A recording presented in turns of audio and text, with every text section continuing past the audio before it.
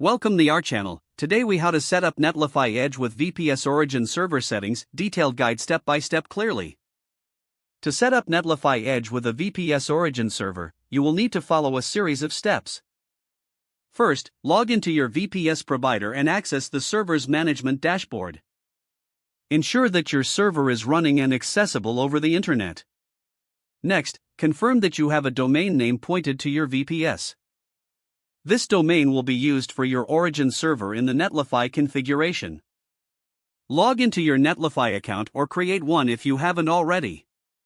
Once logged in, click on New Site from Git to start setting up your site. Select the Git provider where your project is hosted. Authorize Netlify to access your Git repository. After selecting the repository, you will be prompted to configure settings. Fill in the build settings, including the publish directory. After configuring build settings, click Deploy Site to create your site. Once deployed, head to the site settings of your newly created site. In the settings, navigate to the Domain Management section.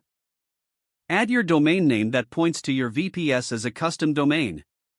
Verify your domain ownership if prompted. Next, you will need to set your origin server information.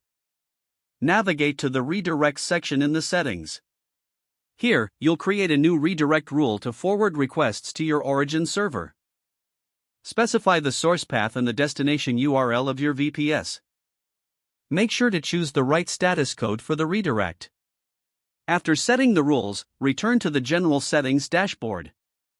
Visit the Deploy settings to configure advanced settings if necessary. Ensure that your headers and necessary caching settings are properly configured. Return to your site dashboard and view the status of your deployment. Once everything looks good, test your site with a browser. Verify that requests are correctly routed through Netlify to your VPS. If everything is functioning as expected, your Netlify Edge setup with VPS origin is complete.